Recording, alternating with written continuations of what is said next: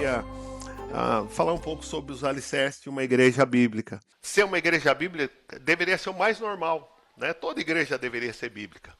Mas, infelizmente, a gente tem encontrado uma visão de igreja pelas pessoas como um entretenimento, como um clube social, como uma entidade filantrópica e outras coisas, né? E a igreja, ela deveria ser esse lugar de família, de compartilhar o que a gente cantou. Eu sei que assusta talvez a expressão santa folia, né? Mas é isso mesmo, é uma alegria quando o povo de Deus está junto, né? E o vinho, ele era a representação dessa celebração do povo de Deus junto, né? A comida, o compartilhar.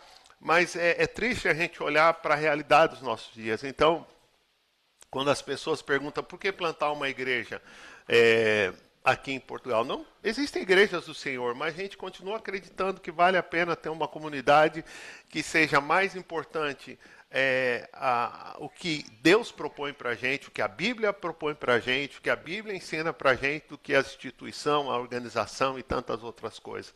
A gente sabe que é só uma sementinha, mas a gente tem acreditado que se a gente puder fazer diferença, né, a partir desses pequenos começos. Zacarias tem um texto que me encanta, que ele fala que a gente não pode esquecer dos pequenos começos, né? Então, é assustador a gente olhar para a igreja. Imagina que...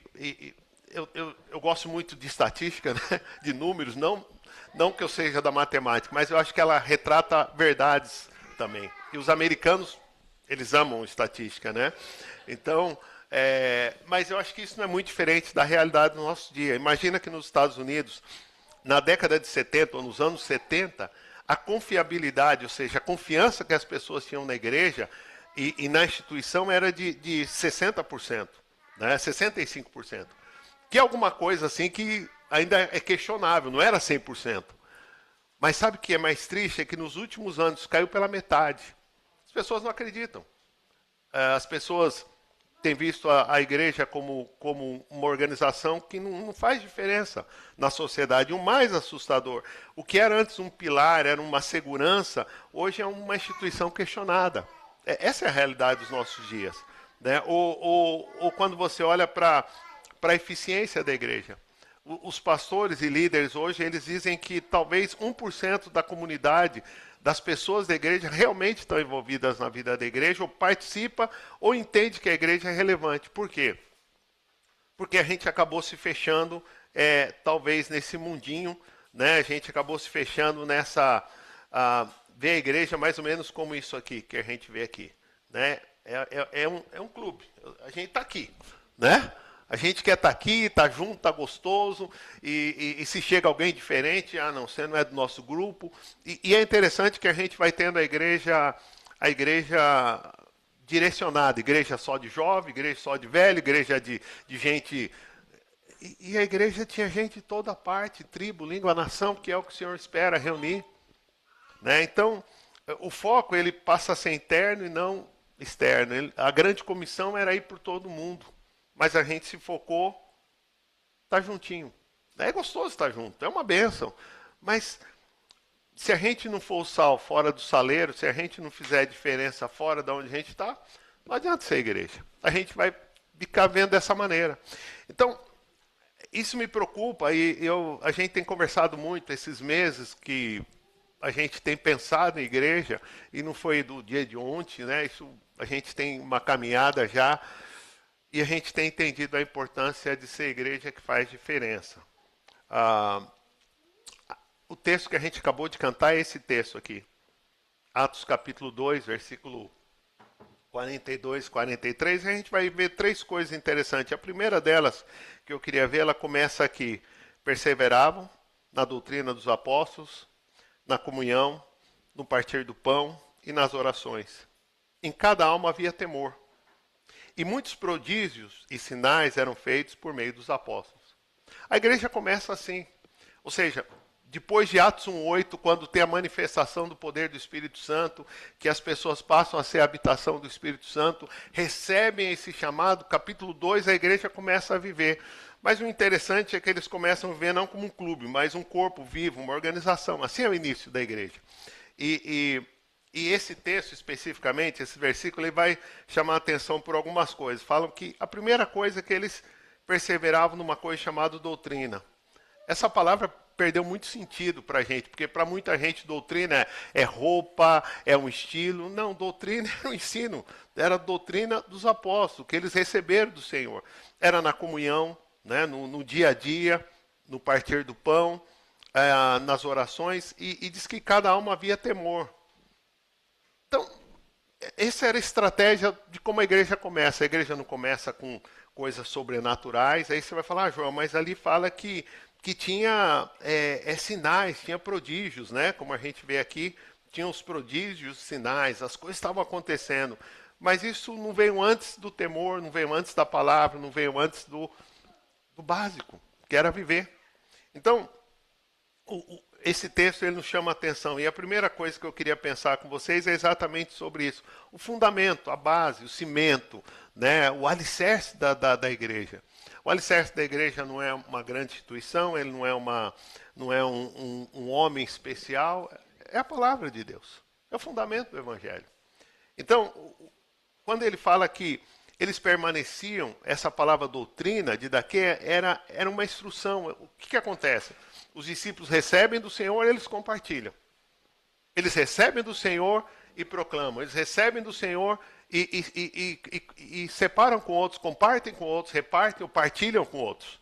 É uma realidade muito natural. É a mesma coisa quando a gente recebe um presente, alguma coisa que é muito boa para a gente quer compartilhar, quer partilhar com outros, quer que outros saibam disso. Então, a instrução ela era contínua. Né? Era contínua. Não era um momento qualquer, era o dia a dia da vida das pessoas. Era a base, e a base era a palavra de Cristo, era o fundamento. Por exemplo, a grande comissão, Mateus 28, 19 e 20. Especificamente, Jesus fala, ensinando-os a guardar todas as coisas que eu tenho ordenado a vocês. A gente não precisa de uma nova revelação. Por que as pessoas não acreditam muito hoje no Evangelho ou não acreditam nas instituições? Porque talvez a gente fala o que a gente não vive, talvez porque a sociedade olha e questiona a hipocrisia. Quando eu dizia que um dos elementos que afirma o ministério não é porque alguém orou e diz agora você é pastor, é se você pastoreia, é se você cuida, se você tem bom testemunho dos que são da sua casa, senão não faz diferença. Efésios fala que a gente foi, Efésios 2, edificados e fundamentado no fundamento dos apóstolos. O que eles ensinaram? Agora, só para a gente pensar um pouquinho antes, como que foi a igreja? A igreja nasce a partir de uma realidade que foi frustrante para alguns, porque Jesus não foi o revolucionário que eles esperavam, Jesus não mudou o governo romano, né? Não afrontou o governo romano e buscando tomar o poder. Jesus não foi um anarquista, apesar que tem gente que acha que sim. O que Jesus faz? Jesus ele faz a vontade do Pai. Ele fala, meu reino não é desse mundo. Mas a gente está nesse mundo. E como que a gente vive? Como sal e luz. Então, era só isso que eles ensinavam. E quando a igreja começa, debaixo da perseguição, debaixo do domínio romano, as pessoas estão sofrendo, estão sendo perseguidas, mas eles tinham uma palavra. Eles tinham um fundamento. E o fundamento era o que ensinou Jesus. E a igreja ela vai crescendo com isso. Ela vai sendo orientada por isso. Então, quando a gente pensa ser uma igreja bíblica, a gente não precisa de um grande manual, a gente não precisa de estratégia. O que a gente precisa? Voltar para a palavra, uma volta para a palavra. Então, o nosso convite é que as pessoas voltem para a palavra, os que já conhecem do Evangelho, e que esse Evangelho transforme a ponto de outros caminharem no Senhor. Fala que eles tinham uma comunhão, uma koinonia. Né? E não era só estar junto, era companheirismo, era participar junto. E isso na igreja primitiva foi tão forte porque era uma igreja que tinha um monte de viúvas e um monte de órfãos. Por quê? Porque as pessoas morriam pela sua fé. As pessoas morriam. A gente tem a história de Estevão. Estevão foi apedrejado por causa da fé dele. Então, quando a gente vê lá na frente os apóstolos tendo problema, porque tinha que cuidar das viúvas e algumas talvez não estavam sendo atendidas da maneira que era necessário, foi preciso estabelecer presbíteros, diáconos, gente para servir as mesas, mas eles não perderam o foco de continuar a pregação do Evangelho. Mas tinha comunhão, eles se repartiam, sofriam juntos, se alegravam juntos, né? Então, por exemplo, 1 de João capítulo 1, versículo 3, e a Bíblia ela vai se explicando por ela mesma, ele fala que para que também vocês tenham comunhão conosco. Ou seja, não só eu tenho comunhão com o Senhor, mas eu tenho comunhão com o meu irmão. Porque a Bíblia fala que se eu não amo o meu irmão que eu vejo, como é que eu posso dizer que eu amo a Deus a quem eu não vejo? Né? Tiago ele vai falar sobre isso, de chegar alguém que está necessitado e você dizer, tá bom, né? Deus te abençoe. A gente partilha, a gente participa. Isso é ser igreja. Né? Tempos bons e tempos difíceis. A gente chora com os que choram, se alegra com os que se alegram. A gente divide, partilha e ajuda. Hebreus, depois vocês podem ler esses textos, Hebreus 10, 24 e 25, ele vai falar, cuidem também, né, de nos animar uns aos outros. Né? E não deixar de congregar.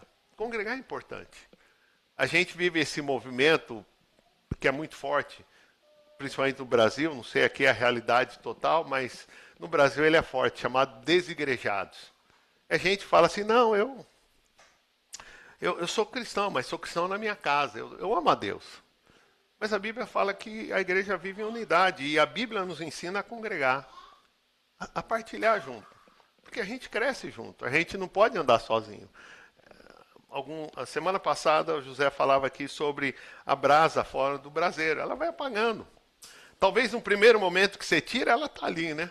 Mas depois vai... Sim, é. Não, eu amo a Deus. Eu não esqueci de Deus. Mas eu não vivo essa realidade. Não, mas eu vivo na minha casa, porque a igreja é um problema.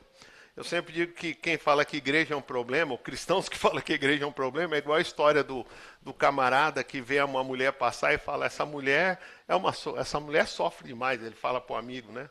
Essa mulher é uma pobre coitada, eu tenho pena dessa mulher, porque o que essa mulher vive, a vida dela é um sofrimento, né? E o amigo estava surpreso, falou, mas como é que você sabe tanto dessa mulher? É minha mulher. Né? Então, às vezes a gente faz isso com a igreja, né? A gente tá falando, não, porque a igreja é um problema, é um ninho de serpente, a igreja é isso, a igreja é aquilo, por isso que eu não vou na igreja. Mas eu sou igreja, eu participo da vida da igreja. Então, o nosso pastor lá nos Estados Unidos, o pastor Calvin, sempre gosta de dizer o seguinte, a gente precisa ser parte da solução, não do problema. A gente vai chorar, vai sofrer junto. Então eles viviam isso. Imagina como era para a igreja primitiva. Recentemente, numa mesa global, eu estava com um pastor da Ucrânia. E ele falou uma coisa que eu, pessoalmente, nunca parei para pensar quando se falou de guerra da Ucrânia. Ele disse assim para a gente na mesa, os pastores da Ucrânia estão vivendo um tempo de saúde mental muito afetada. Aí eu perguntei, pela guerra? Não, pela quantidade de funerais que eles estão fazendo. E agora, recentemente, a gente teve em Moçambique, e o pastor Francisco falou quase a mesma coisa. A quantidade de gente que morre é um funeral atrás do outro. A gente não para pensar. Agora, imagina a igreja primitiva, debaixo da perseguição. Né? Talvez muitos de nós aqui viu o filme Gladiador, né? E a gente vê aquilo como uma aventura, mas era a realidade do primeiro século. Os cristãos eram mortos nas arenas, mas eram pais, eram filhos, eram familiares que estavam morrendo. Mas isso não fez que a igreja se separasse, fez com que ela se unisse. E tempos atrás, uma frase que marcou muito para mim é que na adversidade ou na dificuldade e na escassez a gente se une. Mas muitas vezes na abundância nos separa. Ter pouco nos faz estar junto. Mas às vezes ter muito nos separa. Né? Então eles viviam isso e eles tinham temor. E essa palavra temor é um assombro, é reverência. Né? De onde vem a palavra fobia. Eles ficaram muito impactados pelo que Deus estava fazendo. né? E esse assombro era algo que levava eles a reconhecer quem era Deus e o que Deus estava fazendo.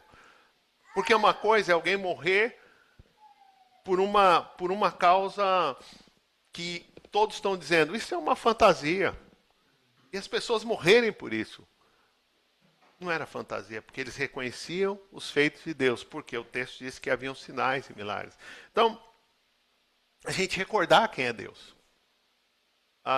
Agora há pouco a gente estava cantando aqui, e é interessante que uma das coisas que se perdeu muito nas nossas igrejas, eu digo nas nossas, porque às vezes até a gente mesmo tem perdido isso, é ouvir a congregação cantando.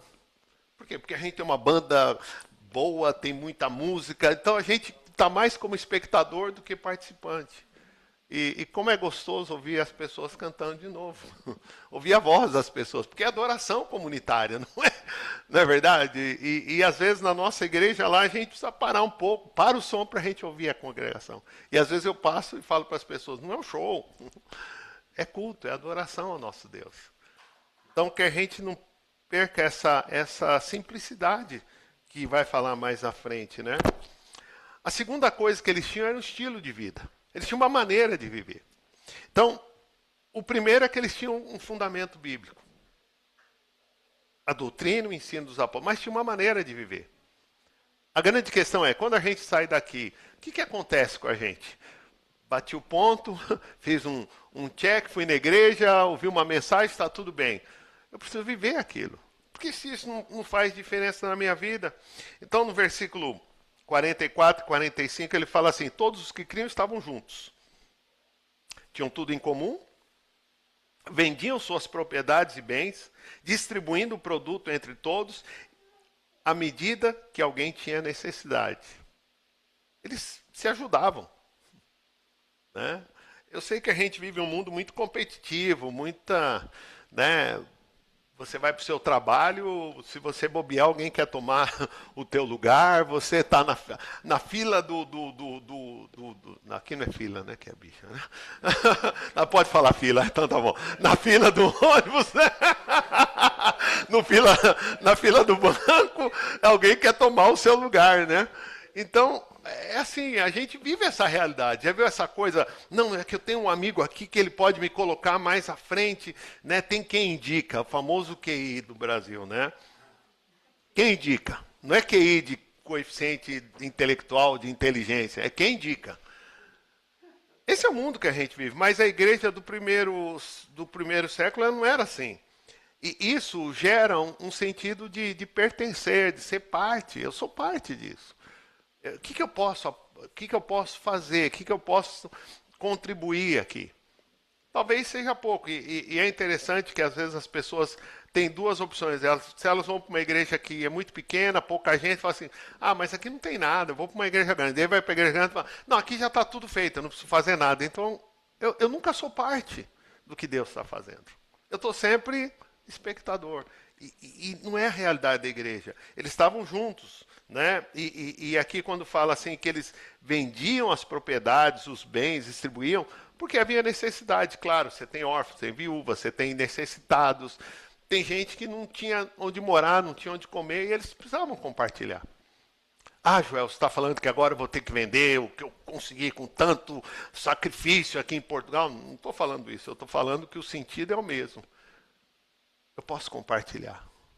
E às vezes mais do que bens é tempo, estar com pessoas, né? Então esse koinos, que era essa comunhão, eles tinham esse sentido de renúncia própria para compartilhar com o outro. Eles tinham esse sentido voluntário. Eu quero estar junto, eu quero participar com os meus irmãos. E é o que a gente espera que a gente viva dessa maneira, né?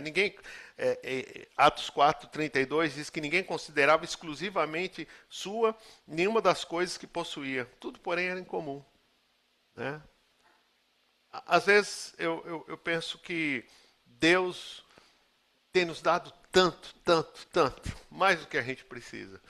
E cada vez que a gente vai para a África, para Moçambique, eu dizia isso para o José, você volta com... que você não tem vontade nem de ir num shopping, comprar nada, porque você fala, cara, a gente tem demais, sobrando. né? E o problema é que às vezes passa muito rápido, né? A gente volta na vida com... Mas a gente pode compartilhar principalmente tempo, estar junto e suprir necessidades. Essa é a vida da igreja, né? Eles distribuíam, né? Eles compartilhavam com outros. Romanos 12, 13 fala que ajudem a suprir a necessidade dos santos. Foi muito interessante o testemunho da igreja na África, por quê? Porque esses dias o pastor Francisco, que é o pastor da igreja lá em Moçambique, ele mandou uma foto. Eu vi a foto de longe, pensei que era um funeral, mas era uma mesa, porque o celular é muito ruim, era uma mesa e tinha um monte de roupa, de coisa. Eu falei, mas o que ele está fazendo com isso, né? Aí no final de semana ele manda outra foto. Passou um ciclone numa área de Beira, perto de Beira, e eles perderam tudo. E aquelas roupas era para levar, ou seja, gente que tem muito pouco. Do pouco que eles têm, eles compartilham com o outro. Isso é igreja, irmãos. Ou seja, essa gente, sem nenhum recurso, em Moçambique eles estão vivendo o que a Bíblia diz que é para viver. Cuidar dos santos, suprir a necessidade, né? E se alguém vê seu irmão passar necessidade, mas fecha o coração, como pode permanecer nele o amor de Deus? Como que é isso? Mas a gente às vezes fica tranquilo. Então, o que a gente quer ser? Quer ser uma igreja que não fique tranquila de ver o outro sofrendo, mas que a gente participe. Aqui a gente vê o que acontecia. Distribuição de bens na igreja primitiva não era um programa social, burocrático, que era alguma coisa para chamar a atenção. Era a vida deles. É o que a gente tem visto hoje em Moçambique, mais especificamente. Ou em Nicarágua, quando gente de Nicarágua, que é um país pobre, eles fazem venda de coisas para ajudar os mais pobres da África. É uma loucura. Semana passada, 2 semanas, não, amor, tava numa reunião com os pastores de Nicarágua. Eles me fazem uma pergunta, falam, pastor Joel, com quanto a gente consegue alimentar uma criança na África? Eu falei, mas por quê? Não, é que as nossas crianças na escola dominical, eles recolheram $8. E eles querem fazer isso sempre para ajudar as crianças. Irmãos, isso é igreja. Né? Eles estão vivendo isso. A gente talvez não está vendo isso nas grandes cidades. Por quê? Porque dar comida para o pobre ou suprir a necessidade de alguém na grande cidade é fácil.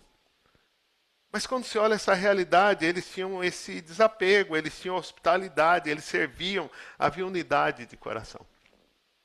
E esse é o nosso desejo. Né? Talvez a gente não mude tudo, mas o lugar que Deus nos coloca, a gente quer fazer a diferença. E o terceiro era o testemunho vivo. Era muito natural, era visível. Olha o versículo 46. Diariamente perseveraram unânimes no templo, partiam pão de casa em casa, tomavam as suas refeições com alegria e singeleza de coração, a santa folia, a alegria, porque era chamada festa do amor. Né? Era uma celebração que eles tinham. Antes da ceia, eles se juntavam, traziam comida e compartilhavam juntos. Né? O nosso famoso junta-panela do Brasil. Era normal para eles, era a vida da igreja isso. E às vezes quando eu olho lá para trás e penso quando a gente plantou a igreja lá em Rondônia, em Vilhena, era uma prática comum. O que cada um tem? Vamos compartilhar, vamos estar junto. A gente não precisa um programa, a gente precisa de gente que queira compartilhar. Né? Isso é igreja, louvando a Deus e contando com a simpatia do povo.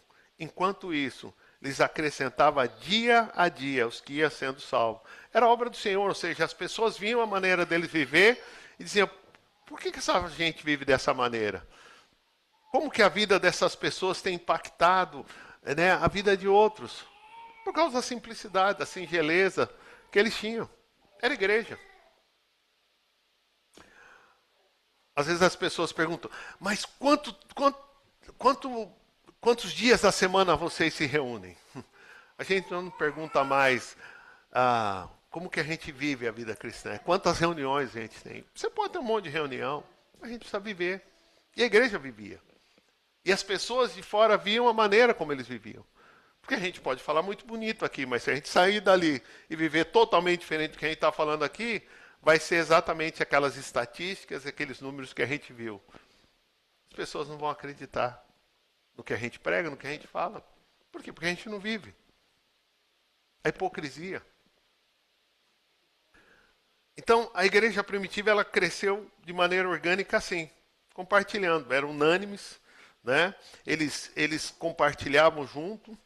E Paulo, quando escreve aos irmãos que estavam em Roma, ele fala que o Senhor lhes conceda o mesmo modo de pensar. Não é que todo mundo vai ser robozinho, não é isso. É ter unidade no pensamento. O que nos une? Cristo. O que nos une? A palavra. O que nos une? O fundamento. Unânimes em uma só voz e glorifiquem a Deus. Se você observar, a unidade ela gera crescimento natural e a glória de Deus. Em nenhum momento você viu, eles tinham uma estratégia, eles tinham uma maneira de ser, eles tinham um plano, eles tinham... Era a vida da igreja. Agora, se as pessoas passam de segunda a segunda na igreja, quando que eles têm tempo de viver na casa deles, com os amigos deles, com a família dele, o evangelho? Não tem tempo. Aí a gente volta naquela figura do mundinho fechado. A gente vive uma outra realidade que a Bíblia propõe. A singeleza de coração, a simplicidade que eles tinham. Não havia duplicidade na vida deles. Era uma maneira simples de ser. Ah, mas devia ter alguma coisa diferente, devia ter um outro jeito. Não, é simples. É uma maneira de viver. Talvez a gente tem complicado tanto o evangelho que as pessoas não conseguem viver. Porque é muito complicado, é muito difícil, é um padrão muito alto, né? É o pastor que tem uma vida que ninguém vai alcançar porque ele é o homem perfeito. Não, ele tem tanto problema como qualquer outro, ele vive as suas frustrações como qualquer outra pessoa e pode viver com simplicidade. Os cristãos do primeiro século não eram os ricos, não eram os que estavam no poder. Tinha alguns, mas não era a maioria. Tanto é que quando as pessoas começam a ouvir eles falando outros idiomas, falam assim, mas esse pessoal está falando essas línguas? Esse povo aí é tudo inculto. Como que pode? Como que pode um Pedro que é pescador falar desse jeito e 3.000 pessoas vir a Cristo? Como é que pode isso? E Paulo, quando escreve aos irmãos que estavam lá em Corinto, ele fala com simplicidade e sinceridade de Deus, não com sabedoria humana. Era assim que Paulo vivia e pregava o evangelho, apesar que Paulo era um homem muito culto. E Deus acrescentava. O crescimento era natural, o crescimento era obra de Deus, exclusiva de Deus. Não era com técnica, não era com estratégia, era uma comunidade saudável que ia crescendo normalmente. Uns anos atrás, lembro que teve um movimento muito forte no Brasil, onde eu estava comentando com os irmãos sobre isso. Um movimento muito forte, crescendo as igrejas, e alguém chegou para mim, um pastor que era de uma igreja próxima, disse, Joel, a nossa igreja vai crescer esse ano, vamos chegar a 1.000 pessoas. Sério, cara? Nessa época a cidade tinha 70.000 habitantes. Falei, rapaz, isso é um projeto, né? E aparentemente a igreja começou a crescer, começou a vir gente, uma loucura. Aí fazia o tal dos encontros, não sei o quê, uma loucura. Aí eu falei, cara, mas deixa a gente aqui, vamos continuar no que a Bíblia propõe, crescimento orgânico, né? Passado um ano, um domingo à noite, eu lembro que eu estava pregando, de repente eu vejo o pastor e a esposa entrando. Como assim? Domingo à noite, culto no Brasil domingo à noite, né? Chega o pastor com a esposa lá no culto. Ok, talvez está de férias, venha visitar, tá bom. Domingo seguinte, o mesmo pastor. Eu falei, tem alguma coisa errada, né? Aí eu fui lá e falei com ele, cara, o que está acontecendo? Rapaz, deixei a igreja, um problema e não sei o quê. Porque toda aquela técnica, todo aquele crescimento, aquilo era igual esse crescimento de... De Marx, era um Marx, era uma coisa. Parecia crescimento de pirâmide, né? Aquele negócio de movimento de pirâmide, né? E ruiu a pirâmide. Mas aqui não, aqui você vê a igreja vai vivendo. E as pessoas vão vindo, porque o Senhor vai acrescentar. Ah, Joel, mas se demorar 10 anos? Não sei, mas os que chegar vão chegar. Na nossa igreja tinha uma mulher chamada Graça, né? A Graça, eu lembro toda semana quase, né? Ela dizia assim, pastor, você sabe que eu venho aqui, mas eu sou católica, né? Ah, tudo bem. É porque eu gosto do padre. Tudo bem, Graça. E eu gosto da roupa dele, eu acho tão bonito. Tá bom, Graça. E a gente compartilhando a palavra com essa mulher. E tinha uma coisa interessante, ela amava a palavra de Deus. Foi 1 ano, 2 anos, foram 10 anos. Literalmente 10 anos. Um dia ela chegou e falou assim, pastor, eu quero me batizar. Porque eu agora entendo o evangelho. E um testemunho. E a família dela começou a perceber e dizer, a mãe mudou. Não é nosso tempo. É Deus que faz. Mas uma pessoa, glória a Deus. Glória a Deus. A gente fez diferença, faz festa no céu. Mas quando a gente está tão preocupado com esse número, com a quantidade de gente, a gente esquece de viver essa realidade do Evangelho. E Paulo fala algo que é impressionante. Ele fala: eu plantei, Apolo regou, mas o crescimento veio de Deus. Nosso trabalho é compartilhar e viver o Evangelho. O crescimento vem do Senhor. Aqui você vê um pouco do que foi a expansão da igreja. Quanto tempo Jesus passa com 12 homens? 3 anos e meio. 3 anos e meio Jesus andando com 12 homens. Tinha o grupo dos 12, tinha o grupo dos 70, tinha o grupo da multidão, mas ele investiu em 12. Né? No meio desses aconteceu o que traiu, o que negou, os que fugiram, porque a gente sempre fala do Pedro, né? O Pedro negou Jesus, mas e os outros? Onde estava? Nem tempo de negar, porque já tinham fugido. Né? Pedro ainda negou, os outros já tinham fugido. Mas quando esses homens são cheios do Espírito Santo de Deus, eles começam a ser o que foi chamado aqueles que transtornaram o mundo, que mudaram o mundo. O evangelho chegou aqui. Eles cumpriram a grande comissão. Então, se você olha o crescimento, a igreja do primeiro século, ou seja, nos primeiros momentos, eram aproximadamente mil cristãos. Você vai falar, Joel, de onde você tirou esse número?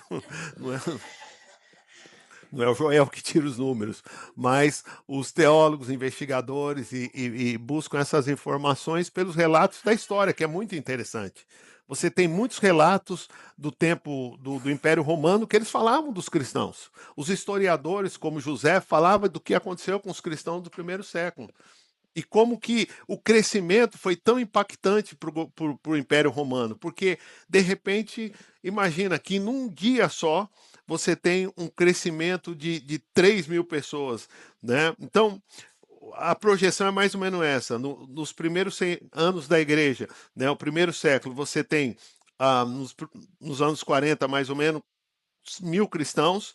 Esse número depois ele vai crescendo, chega a 40.000, e quando chega já em 350, já estamos falando de 34 milhões de cristãos. Mas começou com 12. E esses 12, Jesus passou tempo com eles. Eu fico sempre pensando que a gente vive um evangelho muito rápido, né? A gente quer ver a coisa crescer, né? Ah, tá aí Yuri Laressa que lembra, né? Que a gente reunia nos domingos à tarde, lá em Rondônia, e não chegava ninguém, só chegava a nossa família. Aí a gente colocava, no começo colocava, tinha 50 cadeiras lá no salão, eu colocava sempre o suficiente para a família e fazia uma roda, né? Aí chega o avô da Michele, o pai da Renate, pastor Gustavo, fala assim: e essas cadeiras que ficavam tudo empilhada no fundo, né? Falei, pastor, não vai vir ninguém, é só pra gente. Porque ele falava, tem de que pôr. Com aquele sotacão, né? Tem de que pôr.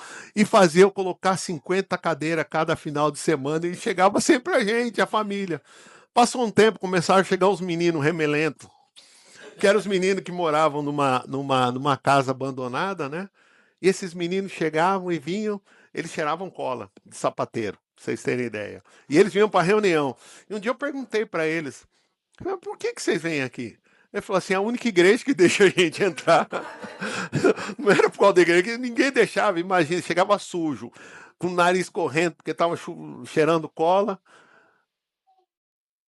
Mais ou menos, talvez, quase 20 anos depois, eu recebo uma mensagem, a Renata estava comigo na Dorainet, eu recebo uma mensagem, Pastor Joel, você não lembra de mim, mas eu sou um daqueles meninos que ia lá na igreja, né, que morava naquela casa, assim, hoje eu sou pastor, estou servindo a Deus num lugar. É obra de Deus. Então, o Senhor foi trazendo, a gente não sabe como. Mas eu lembro até hoje, foram semanas, meses, colocando a mesma cadeira para 50 pessoas e não chegavam a 50. E o pastor Gustavo tende que pôr. Porque Deus vai mandar, foi pastor. Mas essa é a realidade da igreja. Amém? Então, assim, a nossa alegria, o nosso gozo é ver o que Deus está fazendo. E Deus vai fazer aqui. Porque é Ele, não é a gente. Não são técnicas. Né?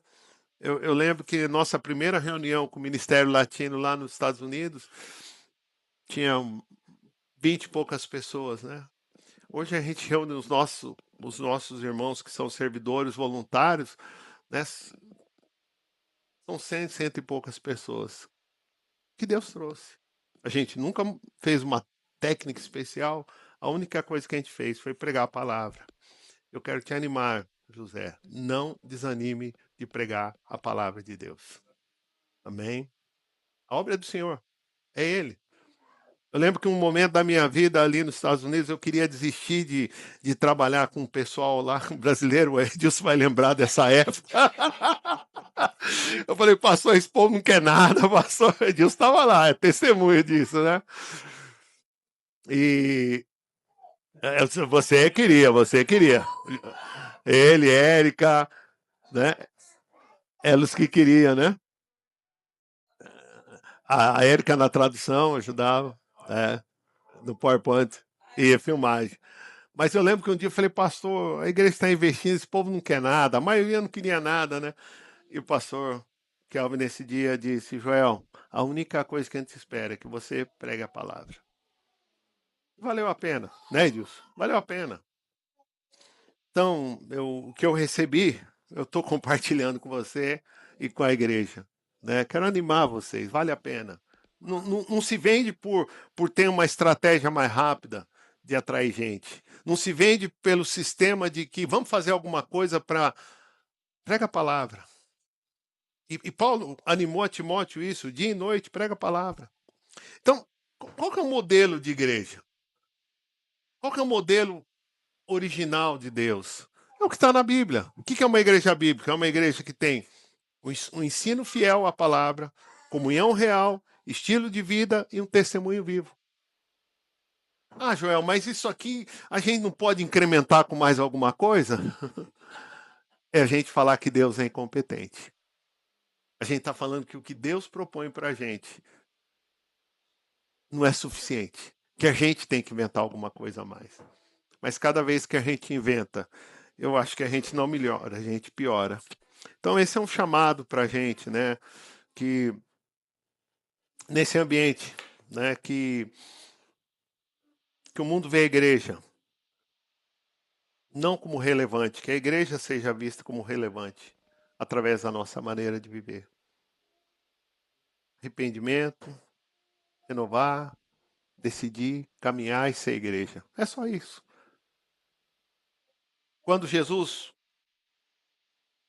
pregou o evangelho, os milagres eram só consequência. O mais importante era fazer a vontade do Pai que está nos céus. O mais importante era estar na videira. As outras coisas são muito naturais. Então, só para a gente concluir aqui, que a gente quer ser uma igreja bíblica e uma igreja bíblica para a nossa geração, para esse tempo que a gente está vivendo. Uma das coisas que eu tenho conversado muito com o José e eu tive um pouco a oportunidade de falar um pouco com o Vinícius também, é que o primeiro lugar que a gente quer ver o evangelho chegar nas nossas famílias. Porque se a gente não puder ser bênção para os nossos, se a nossa família não puder olhar para a gente e dizer: esse é um homem de Deus, é uma mulher de Deus, não adianta a gente fazer diferença lá fora. Esse é o nosso primeiro testemunho.